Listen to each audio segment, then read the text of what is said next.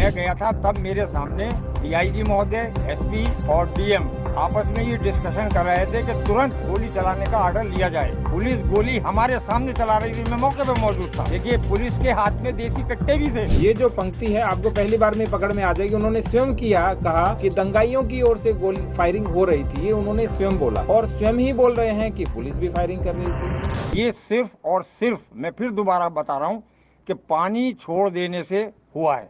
पानी छोड़ने से तमाम पब्लिक भ्रम में आ गई और उन्होंने ये कहा कि बगैर किसी सूचना के खुदाई कैसे हो रही है।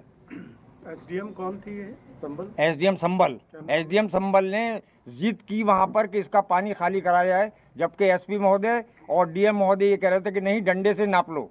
जैसे ही पानी छूटा तमाम पब्लिक में भ्रम फैल गया कि उसकी जामा मस्जिद की खुदाई हो रही है। हम लोग चूँकि मस्जिद परिसर में मौजूद थे और हमने अनाउंस भी किया, पब्लिक को समझाया, लेकिन इसके साथ साथ मैं एक और कहना चाहूँगा कि पूरी तरीके से ये एसडीएम संबल और सीओ संबल की साजिश से हुआ है।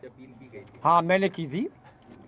वो ये था कि मैं मौके पर उस टाइम गया था, मुझसे डीएम साहब ने कहा था, एसपी साहब ने कहा था कि आप मौके पर जाएं और भीड़ को आप सेटिस्फाई करें।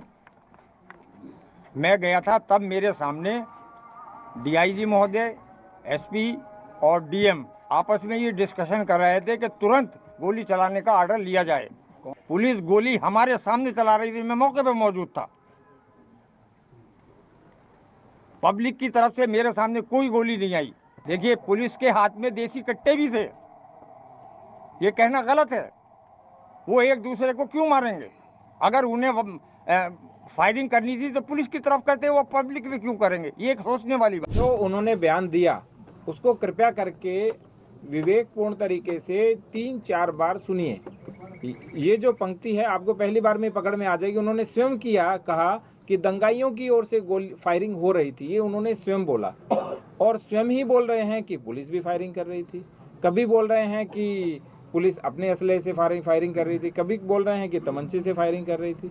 इसका अर्थ ये है कि ये जब भ्रम फैला रहे थे, क्योंकि जो भ्रामक व्यक्ति होता है, जो सच नहीं बोल रहा होता है, उस व्यक्ति के पास कोई चीज एक तरह से क्या मैं बोलूं, क्या नहीं बोलूं, क्या सही है, क्या गलत है, तो बीच में सही गलत चीजें निकलती रहती है। तो इन्होंने स्वयं बता दिया कि जो दंगाई थे वहां से फायरिंग हो रही थी।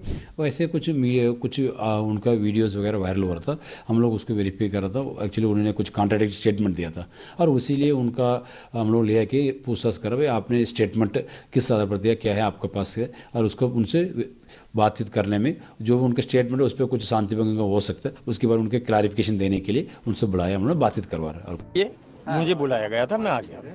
अब मैं घर जा रहा हूँ। नहीं, आप पूछताछ के लिए आपको बुलाया? पुलिस हाँ। तो कह रही है सिर्फ ऐसी बात करने के लिए बुलाया? पूछताछ करने के लिए बुलाया। हाँ। कि ये इसी जो दी है हमने, इसके बारे में हमें थोड़ा सा पुलिस बताएं। कह रही है कि आपने सारी गलत बयानी की है, हर चीज की। नहीं, देखिए, वो तो बात की बातें हैं। पुलिस तो यही कहे कि गलत है। अब ये वो क्या कहती है क्या नहीं कहती है उसका कोई मतलब नहीं। आपने एसडीएम संबल पर जो आरोप लगाए उनको खारिज किया है? नहीं, अभी को किसी तरह का आरोपों पर कायम है अभी भी? भाई ऐसा मैं थोड़ा टाइम लूंगा, मैं थोड़ा टाइम, इस टाइम मेरा स्वास्थ्य ठीक नहीं है, इस टाइम मेरा स्वास्थ्य ठीक नहीं है।